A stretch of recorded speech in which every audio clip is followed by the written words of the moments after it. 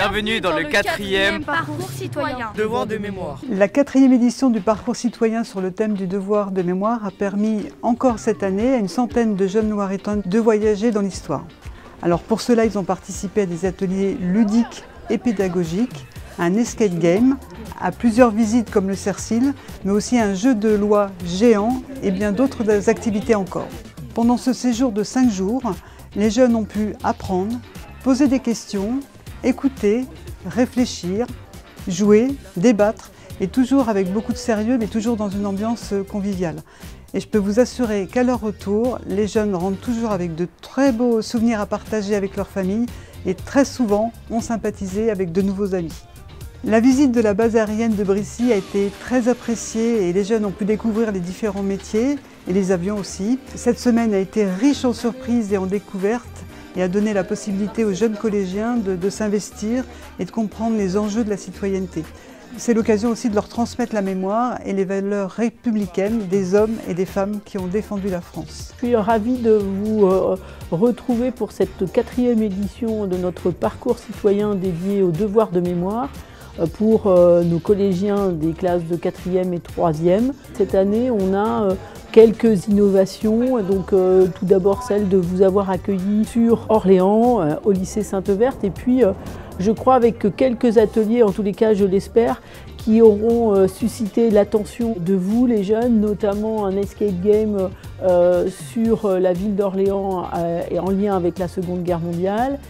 Également un atelier de fabrication de faux papiers et puis une demi-journée aussi consacrée à la visite de la base aérienne de Brissy, puis aussi la prise en compte de tout ce que font nos militaires pour notre défense et assurer la stabilité de notre pays. En tous les cas, j'espère que ce parcours vous aura passionné, tant avec les principes qui le fondent que de toutes les innovations que vous avez pu découvrir, et elles sont nombreuses, je ne les ai pas toutes citées au cours de cette semaine.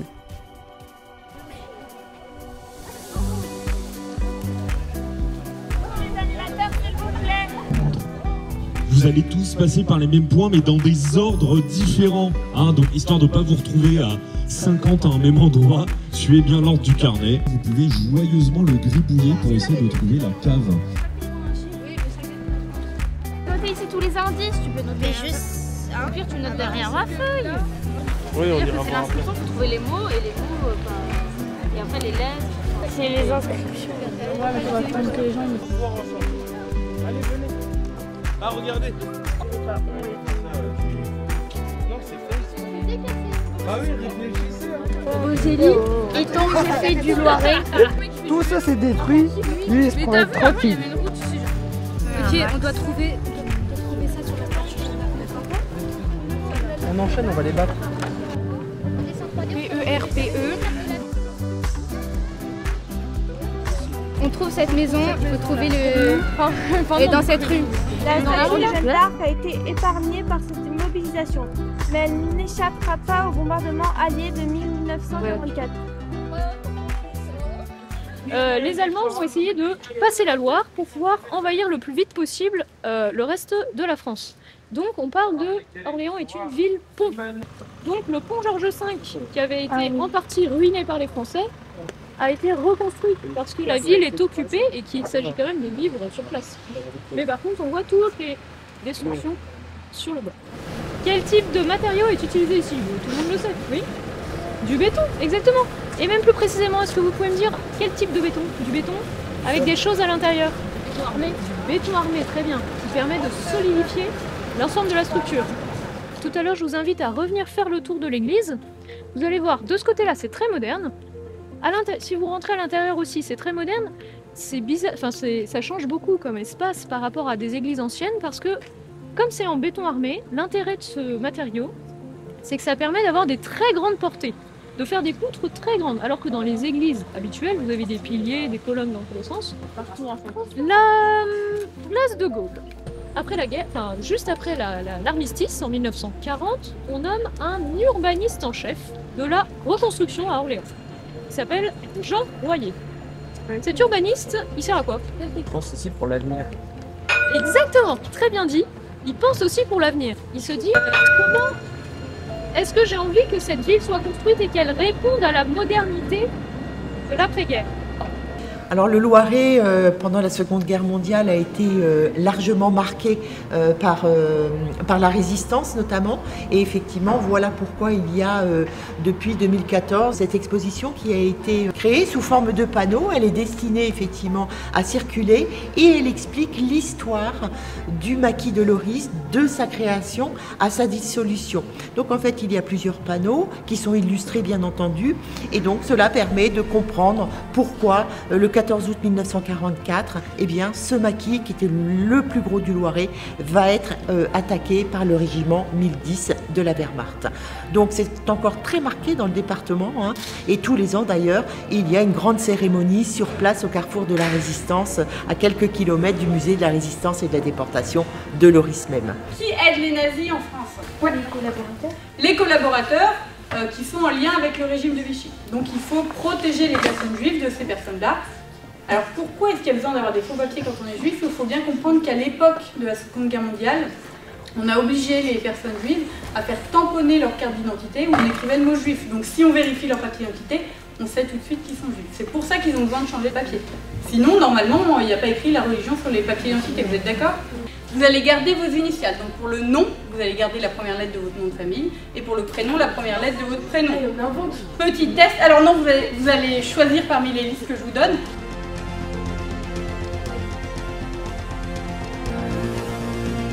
Pas de dentiste, pas de vétérinaire, pas d'infirmier. Pourquoi? Parce que si par exemple un soldat allemand vient de vérifier vos papiers, il se fait attaquer, il est blessé, il va se souvenir que vous êtes capable de le soigner puisque vous êtes, d'après vos papiers d'identité par exemple, un médecin, mais en vérité vous n'êtes pas du tout médecin, vous n'êtes pas capable de le soigner. Donc il va croire deux choses, soit que vous refusez de le soigner, que vous le laissez mourir, soit que vous avez des faux papiers.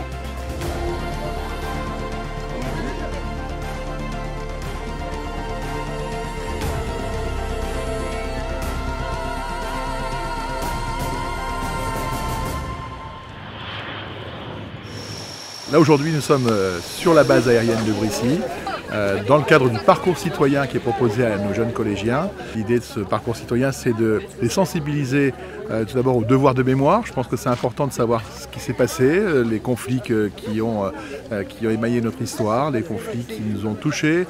Et là je pense qu'il est toujours bien utile d'aller dans les musées départementaux ou au CERCIL par exemple. Mais dans le même temps, il ne faut pas oublier cette base aérienne qui est composée de militaires qui sont là pour défendre notre pays, avec la haute technologie. Quand on voit les avions tels qu'ils sont aujourd'hui, c'est majestueux. Donc notre jeunesse, elle a besoin aussi de comprendre les enjeux de la défense de notre pays. Je pense que c'est important aussi à notre période qui est quand même un peu difficile à ce niveau-là, en Europe en particulier. Pour nos collégiens, ça peut être aussi la découverte d'un métier, d'un vrai métier. Et tous les métiers qui composent l'armée de l'air, donc qui sont des métiers extrêmement diversifiés. Il n'y a pas que des pilotes ici, il y a aussi des gens qui sont chargés de la maintenance.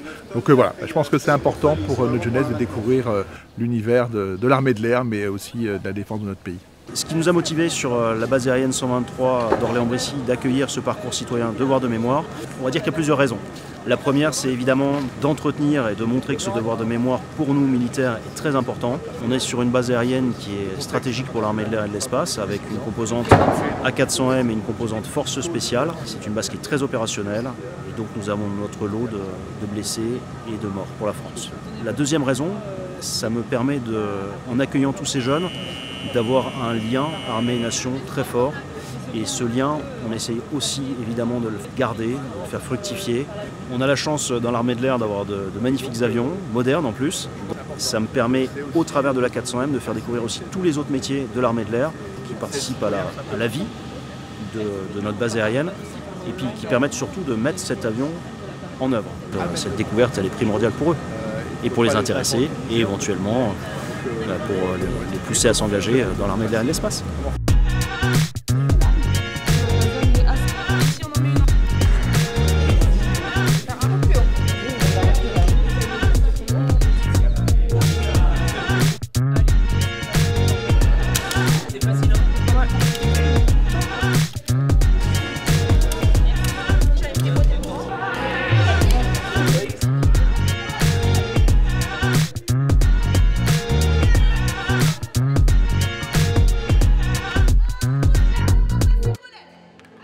Alors là, vous êtes au CERCIL et les jeunes sont en train de faire un travail de recherche d'archives. Donc ils vont reconstituer l'histoire d'une famille, la famille Coren-Bagère, dont le père est passé par le camp de Pithiviers et la mère et la fille sont passées par le camp de Beaune-Norland. Et en faisant ce travail de recherche, ils ont les mêmes documents d'archives que ceux utilisés par les historiens. Donc ils vont pouvoir appréhender le sort qui a été réservé aux personnes juives durant la guerre. Vous voyez, cette année, on est en 2025. Donc combien de temps nous sépare de la fin de la Seconde Guerre mondiale? 80 ans. Vous connaissez autour de vous, que ce soit dans votre famille ou dans votre entourage, des gens qui ont plus de 80 ans.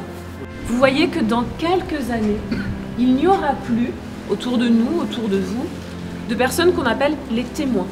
Cet internement, que ce soit pour les Juifs ou que ce soit pour cette population nomade sous l'occupation, le but, c'est un mot que vous allez peut-être entendre aujourd'hui pour la première fois, c'est la ségrégation. Le but, c'est de ségréger, c'est-à-dire d'exclure. La ségrégation, ça veut dire qu'on exclut une partie de la population du reste de la population. Votre ami qui regarde là? Des familles nomades.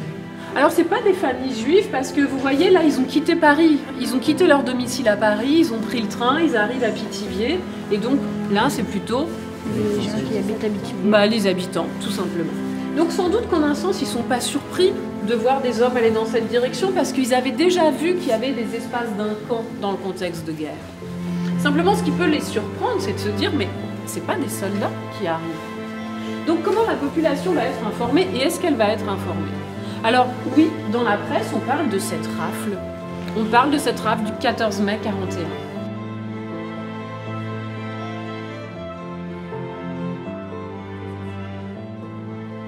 Et pourquoi à certains endroits on n'a pas de photographie?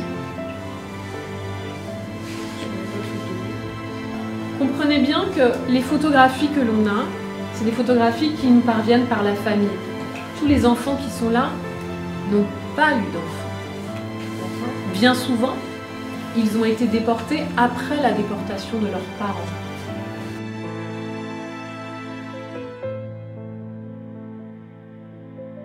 La semaine du parcours citoyen se conclut aux archives départementales.